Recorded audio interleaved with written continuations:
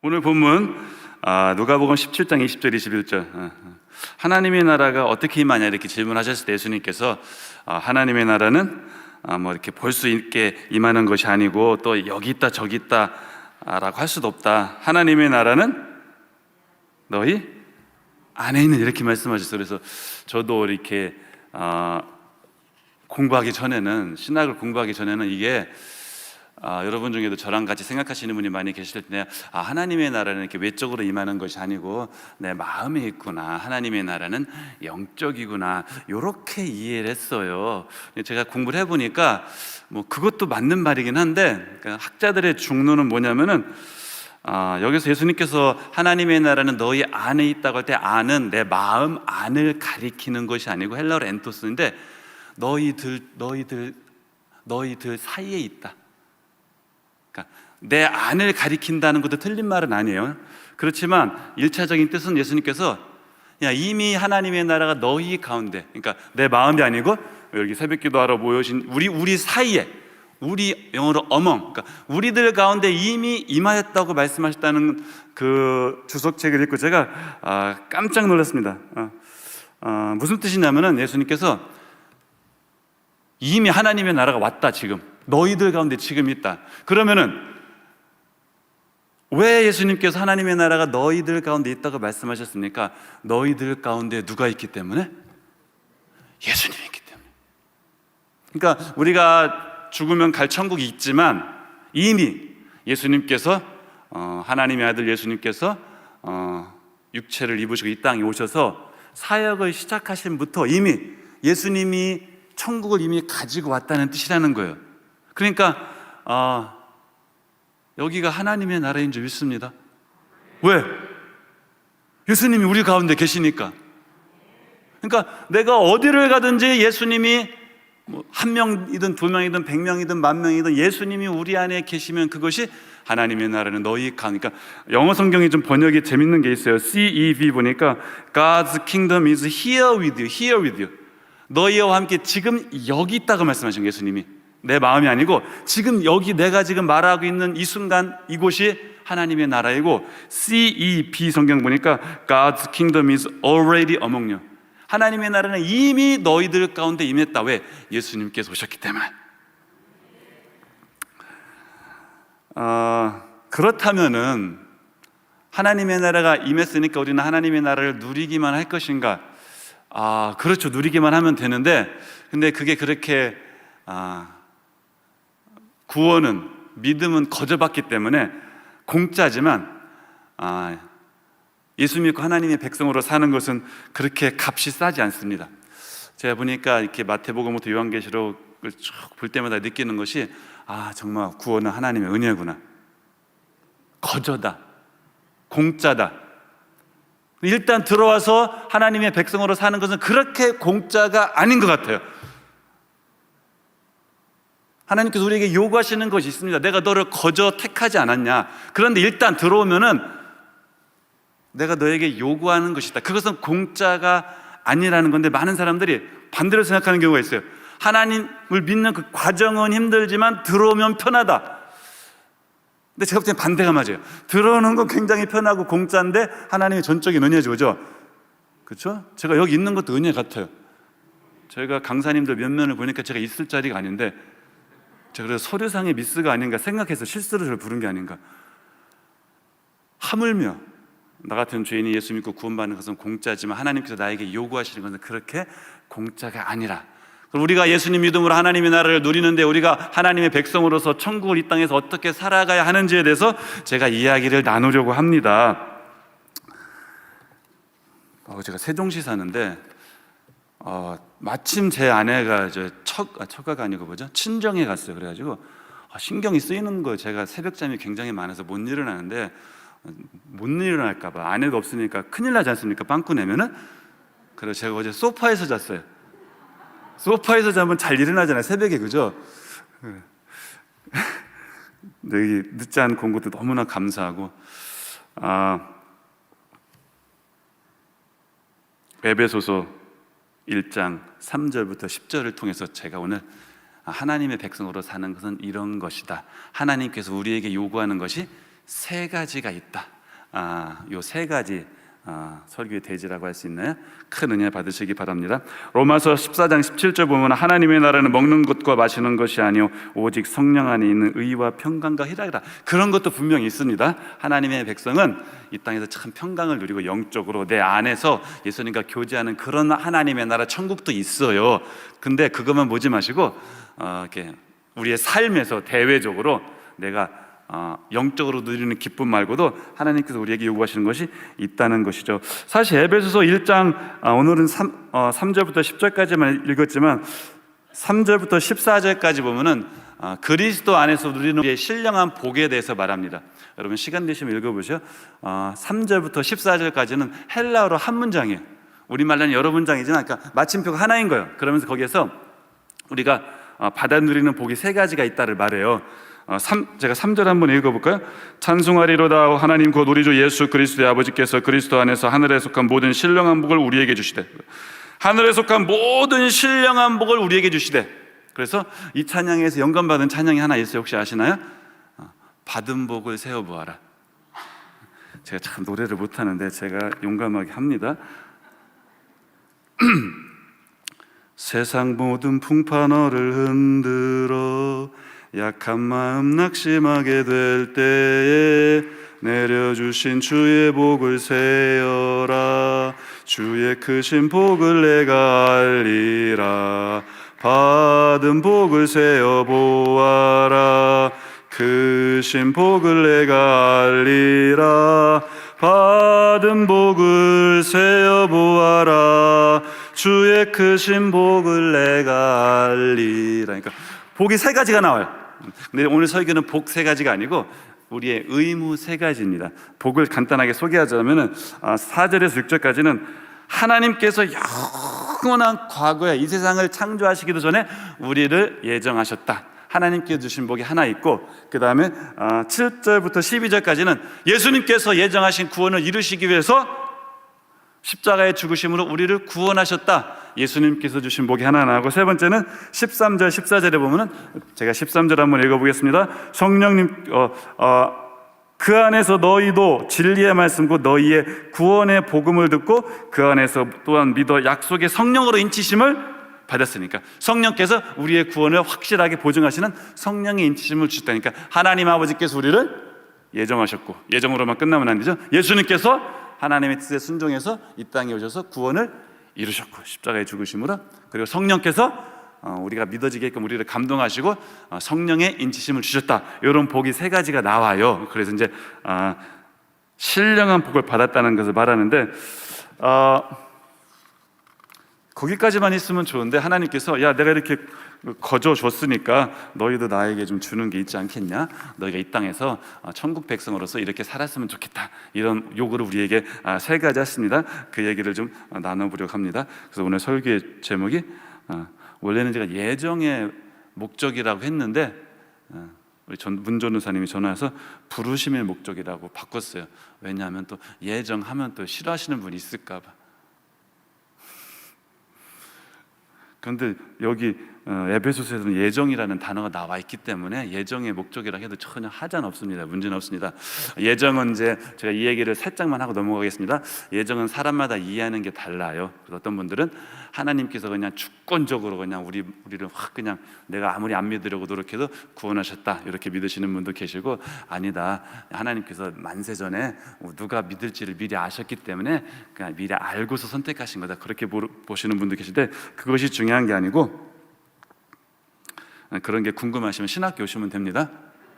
세계 최고의 대학교 한국심리신학대학교는 항상 열려 있으니까 오시고, 우리가 예정이 정말로 내 의지랑 상관없이 하나님께서 예정하신 것이냐, 아니면 내가 자유의지를 믿느냐, 그런 것도 중요하지만 그것보다 더 중요한 것은 예정을 어떻게 이해하든 그 예정의 부르심의 목적에 합당하게 사는 것이 우리가 하나님께 드려야 될 영적 예배라는 것을 제가 말씀드리고 싶습니다. 한 가지 확실한 것은 그것입니다. 예정하신 것은 하나님께서 우리를 특별히 선택하신 것은 목에 힘주고 다니라고 예정하신 것이 아닌 것은 확실합니다. 훅가시 잡고 다니라고, 내가 누군데 예정된데 저놈들 지옥 갈 놈들 그렇게 폼 잡으라고 예정하신 것이 아님은 확실합니다. 하나님께서 우리에게 요구하신 것이 세 가지가 있습니다. 첫 번째, 3절 보니까 4절이네요. 창세전에 그리스도 안에서 우리를 택하사 우리로 사랑 안에서 그 앞에 거룩하고 흠이 없게 하시려고. 아멘. 우리는 하나님께서 나를 택하셨다는 것에 방점을 찍는데, 그거 너무나 중요하지만 그 이후에 목적이 나와요. 하나님께서 너를 택하신 목적이 무엇이냐? 내가 너로 사랑 안에서 거룩하고 흠이 없게 하려고 하셨다. 아멘. 여기서 흠이 없다는 말은 헬라어로 옛날에 제물을 드릴 때 하자가 있으면 안 되잖아요, 그죠?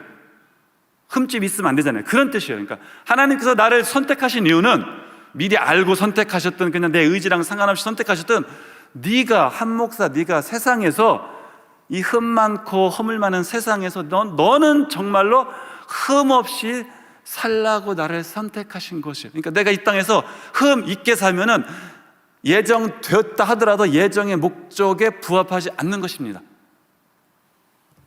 그런데 어떻게 하면 흠이 없느냐? 거기 보니까 뭐라고 되어 있어요? 사랑 안에서. 여러분, 사랑이 없으면 흠이, 내가 아무리 기도 하루 10시간 하고 헌금 1억을 하고 개척교회를 100개 세워도 내가 사랑이 없으면 그 사람은 결정적인 흠이 있는 거예요. 저 옛날에 방송국에서, 극동방송에서 퀴즈를 하나 냈어요. 지상명령이 무엇입니까? 그랬더니 청취자들이 다 땅끝까지 이르러 복음을 전하는 것이라고 다 틀렸고, 딱 한 분이 맞히셨더라고요. 하나님 사랑, 이웃 사랑입니다. 어떤 사람이 예수님께 가장 큰 명령이 무엇입니까? 그렇게 물어볼 때 예수님께서 뭐라고 말씀하셨어요? 하나님을 사랑하고 이웃을 사랑하라. 사랑이 최고입니다. 아멘. 하나님께서 우리를 부르신 목적은 너 나를 사랑하고 이웃을 사랑해서 흠없이 살아라. 네가 사랑이 없으면은 아무리 성령의 연사, 성령의 열매, 사랑의 성령의 열매가 있으니까 빼야겠네요. 성령의 연사를 아무리 받고 네가 아무리 세계적인 학자가 되고 아무리 뭘 잘해도 흠이 있단다. 흠이 없으려면 어떻게 된다? 사랑 안에서.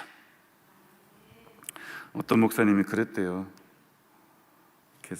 사랑 설교를 한 주간 했대요. 그런데 다음 주에도 사랑 설교를 하셨대요.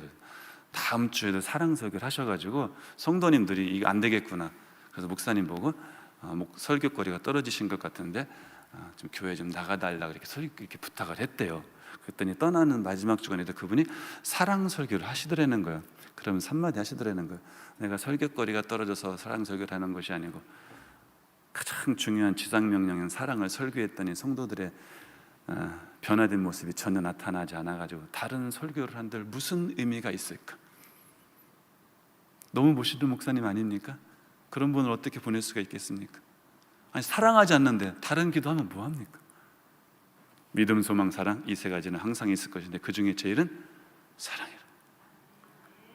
믿음이 먼저 오고 사랑이 나중에 올 수도 있겠어요. 그건 잘 모르겠어요.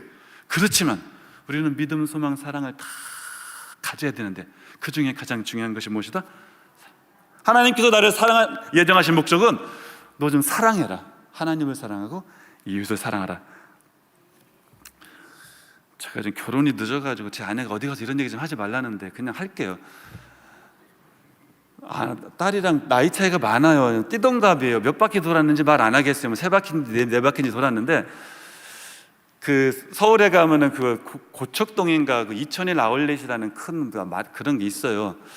근데 거기 지하 가면 이렇게 음식을 팔잖아요. 근데 핫바를 제가 한 4년 전인가 우리 딸을 데리고 가는데 핫바를 파시는 분이 저한테 이렇게 저를 보면 이렇게 말하는 거예요. 아빠 연세 많으십니다. 그러는 거예요. 그래가지고 기분이 안 좋죠. 그렇지 않아도 제가 딸한테 미안한 마음이 있는데 제가 엊그저께 유치원 졸업해가지고 제가 우리 딸이 염색하라고 해서 염색했거든요. 딸을 위해서라면 안 하는 염색도 하는데 지나가는 저를 보고 아빠 연세 많으십니다 하니까 기분이 나쁘잖아요, 그죠? 그래서 제가 이렇게 성격이 나쁜 사람은 아니길래 넘어갔어요. 그 정도는 돼요. 제가 한 바퀴 또 오는데 또 같은 말을 하는 거예요. 아빠 연세 많으십니다. 그래서 제가 순간 뚜껑이 열려가지고 저걸 한마디 할까 하는데 그때 제가 깨달았어요. 그분이 아빠 연세 많으십니다라고 한 것이 아니고 제가 잘못 들었어요. 그분이 뭘 하겠는지 아세요? 핫바 10개 10,000원인데 이렇게 한 거예요.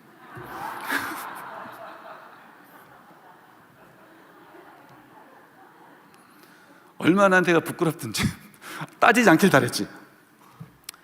여러분, 성경 곳곳에서 구약, 신약, 에베소서 할 것 없이 요한계시록도 사랑이 얼마나 중요한지, 지상명령인지를 곳곳에서 말하는 거예요. 성경은 계속 아빠 10개 만원입니다 하는데 나는 아빠 연세 많으십니다를 계속, 나는 사랑은 일찌감치 포기했고 다른 걸 하겠다. 여러분, 사랑은 국영수입니다. 공부는 잘하는데 국영수 못하면 말이 됩니까?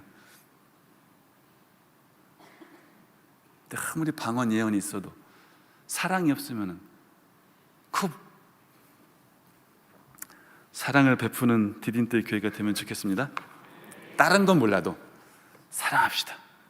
하나님을 사랑하고 이웃을 사랑하고 아내 남편을 사랑하고 형제를 사랑하고 자식을 사랑하고 심지어 원수까지 사랑하시기 바랍니다. 두 번째, 에베소서 1장 6절에 보니까 6절, 이는 그가 사랑하시는 자 안에서 우리에게 거저 주시는 바 그의 은혜의 영광을 찬송하게 하려는, 그러니까 하나님께서 우리를 부르신 목적 첫 번째는 사랑을 통해서 정말 거룩하고 흠이 없게 사는 것이 첫 번째 목적이고, 두 번째는 하나님을 찬송하는 거야. 아멘. 2024년은 하나님을 함께 찬양합시다. 할렐루야가 우리가 툭하면 할렐루야지만 사실 성경에서 할렐루야라는 단어가 나오는 성경책은 딱 두 군데밖에 없어요. 구약의 시편이고 신약의 요한계시록이에요. 하늘나라에서도 할렐루야 하더라고. 우리가 할렐루야 하면서 하나님을 찬양하면 하늘 예배와 땅의 예배가 이렇게 만나는 거예요.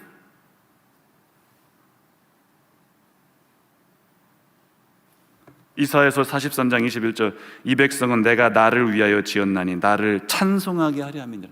이 백성이 무슨 백성입니까? 내가 선택한 이스라엘 백성.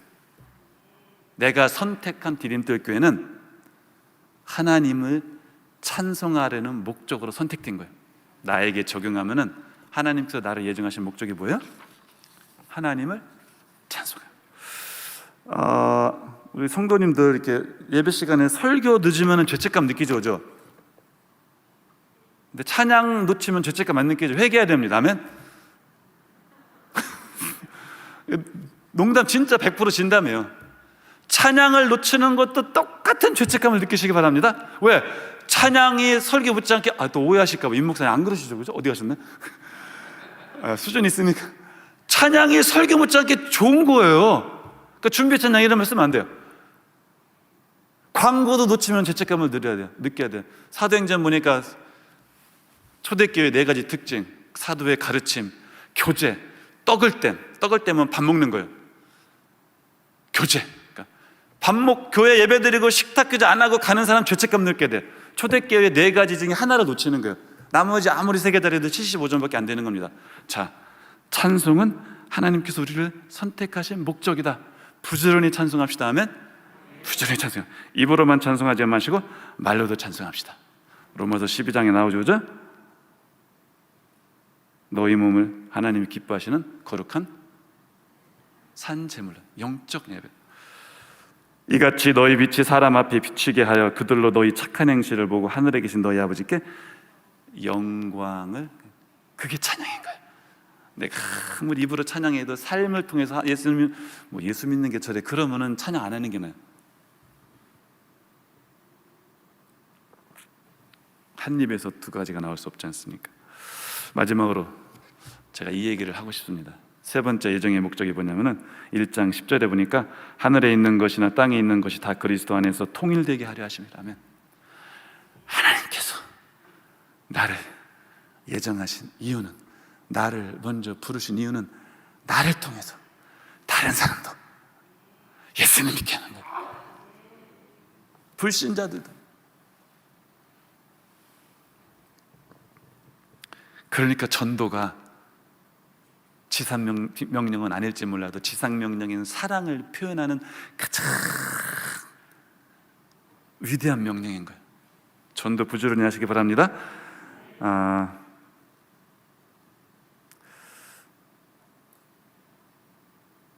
그리스도인은 어디를 가든지 화평을 이루어야 합니다. 화평하게 하는 자는 복이 있나니 그들이 하나님의 아들이라 일컬음을 받을 것이요. 대외적으로는 우리가 불신자들을 하나님께로 이끌어 와야 돼. 다 세상 많은 사람이, 모든 사람이 예수를 믿도록 그리스도 안에서 하나가 되게 하는 그런 목적이 있습니다. 대내적으로는 이미 교회에 오신 분들이 통일되게 하나가 되어야 할 줄로 믿습니다. 잠언 10장 12절 보니까 사랑은 모든 허물을 가리느니라. 베드로전서 4장 8절 무엇보다도 뜨겁게 서로 사랑할지니 사랑은 허다한 죄를 덮느니라. 야고보서 3장 10절 11절 한 입에서 찬송과 저주가 나오는도다. 내 형제들아 이것이 마땅하지 아니하니라. 샘이 한 구멍으로 어찌 단물과 쓴물을 되겠느냐. 디딤돌 교회는 다른 건 몰라도 사랑하고 찬송하고 하나가 되는 교회가 됩시다. 그러니까 하자고 하면 하는 거예요. 그냥 뭐 이렇게 주어는 빼겠어요. 하나님이 하자고 하면 하는 거예요. 세상 사람들도 알더라고. SSKK 정신 아세요? 모르잖아요. 시키면 시키는 대로 하고 까려면 깔아. 하나님이 하라면 하시는 거예요. 아들을 죽이려면 죽이는 거예요. 요즘은 그렇게 안 하시겠지만 전도하자면 하고 새벽기도 하자면 하고 그냥 하세요. 무리한 거 요구 안 하잖아요. 그죠? 비판하지 맙시다. 하나가 됐어요. 하나가 아까 통일되게 한다고 했잖아요. 그죠? 믿는 사람끼리 통일이 돼야 돼요. 믿지 않는 사람까지 끌어들여서 통일되게 하는 건 그건 나중 문제고, 일단 예수님께서 서로 사랑하라. 요한복음 13장에 말씀하신 대로 너희가 서로 사랑하라. 서로 사랑하기 위해서 하나가 돼야 되지 않습니까? 그런데 왜 그러니까 욕하면 내가 누구 김지사님 욕하면 내가 날 욕하는 거 하나인데 지체라면서요. 지체라면서. 그러니까 모든 욕은 누워서 침 뱉기입니다. 제가 충남 아산군 염치면 산양리에 살았죠. 지금도 집은 있지만 어머니 그 온양에서 버스를 타고 갔어요. 한 1시간, 지금도 하루에 몇 시간 안 다니는데 옛날엔 에어컨이 없었잖아요. 그죠? 근데 이제 더우니까 어떤 분이 그러더라고요. 시골 차는 잘 시간 안 지킬 수 있잖아요. 옛날에도. 이 똥차 언제 갔냐고 그러니까. 기사가 화딱지가 됐나 봐요. 자기 차는 아니고 회사 차지만 자기가 운전하는 차를 똥차라고 하니까 기분이 좋겠습니까? 대뜸 기사 양반이 똥이 차야 간다고. 왜 내가 차는 또 차를 똥차라고 합니까? 그 20리 8km 걸어갈 겁니까? 내가 탈 거면 감사하게 타야죠. 미국 가면 꼭 그런 분이 있어요. 한국 사람들 왜 그런지 지도 한국 사람인데 한국 사람 왜 욕하는 거야? 누워서 침 뱉기지. 남을 비판하는 사람은 그 사람보다 나으니까 비판하는 거예요. 그렇죠? 그렇지만 사랑이 없기 때문에 비판하는 거기 때문에 내가 더 나쁜 놈이에요. 그러니까 똥 묻은 놈이 겨 묻은 놈을 비판하는 거예요. 똥 묻은 개가 겨 묻은 개를 나무란다겠죠. 예수님도 그러셨죠. 눈에 대들보가 있는 사람이 눈에 티가 있는 사람을 비판하는 겁니다. 여러분 하나가 되시기 바랍니다. 여러분 집에 가서도 기독교인 맞죠? 그죠? 직장에 가서도 기독교인 맞죠? 그죠? 직장에 가서도 기도하시죠? 그죠? 집에서도 기도하시죠? 교회에 오면 모든 사람이 사랑 안에서 흠이 없는 것 같아. 다 찬양해. 다 하나가 된 것 같아. 근데 교회를 나가는 순간 그런가요? 마지막 구절 한번 읽어보고 제가 말씀을 마치겠습니다. 빌립보서 3장 20절 우리의 시민권은 하늘에 있는지라. 아멘. 달리 말하면 내 시민권은 대한민국 국적이지만 우리의 시민권은 하늘에 있다는 거예요. 이 구절을 많은 사람이 오해해요. 나 죽으면 천국 갈 사람이다. 그 말도 맞아요. 근데 가만히 생각해 보세요. 여러분이 디딤돌 교회 교인인데 어디에 갔는데 나 디딤돌 교회 다녀. 임성도 목사님 교인이야. 그렇게 말하면서 막 삽니까? 우리 목사님 디딤돌 교회 욕먹을까 봐 조심스럽게 삽니까? 이 구절의 핵심은 너 천국 보장됐다 위로하고 소망 주는 것도 있겠지만 더 중요한 것은 내 시민권은 하늘에 있기 때문에 나는 이 땅에서 하늘 시민처럼 산다는 겁니다. 미국 사람이면 어디 가서 미국 욕 안 먹게 살아야 되는 거죠. 한국 사람이면 어디 가서 한국 욕 안 먹게 살아야 되는 거죠. 내 시민권이 하늘에 있다? 그 말은 하늘나라에 갈 사람처럼 이 땅에서도 하늘나라 백성으로 살아라. 하나님의 나라는 이미 너희 가운데 있느니라. 그런 결심을 하시는, 그러니까 뭐 우리가 기도할 게 많죠, 그죠? 달랄 것도 많고, 그죠? 어떤 사람들 맨날 달라고 하냐고, 지가 없어 봐서 그렇지 기도는 저는 그렇게 믿습니다. 무조건 달라는 거예요. 달라는 거예요. 그렇지만 우리가 얼마나 기도하느냐도 중요하지만 내가 어떤 사람이 되어서 기도하느냐도 그거 못지않게 중요합니다. 우리 기도 뜨겁게 하시기 바랍니다. 그렇지만 적어도 시작할 때 몇 분 정도는 하나님, 올해는 내가 드릴 수 있는 게 있으면 좋겠습니다. 내가 하나님 사랑하고 목사님 사랑하고 장로님, 집사님, 권사님, 평신도 누구든지 사랑하고 이웃도 사랑하고 학교에서든 직장에서든 가정에서든 흠없이 살도록 하겠습니다. 하나님, 내가 입으로도 찬양하고, 이제 뽕짝 그만 부르고 입으로 찬양하고 행실로 하나님을 찬양하고 산 예배를 드리겠습니다. 하나님, 내가 하나가 되겠습니다. 이웃의 아픔을 내 아픔을 알겠고 집사님의 기쁨을 내 기쁨을 알겠고 정말로 지체가 되어서 살겠습니다. 하나님, 내가 세 개 다 할 자신은 없지만 그 중에 하나라도 하면은 하나님 제 기도 꼭 들어주세요. 무슨 거래 같지만 그렇게 나쁘게 보시지 마시고 그런 간절한 기도를 하는 시간이 되면 좋겠습니다.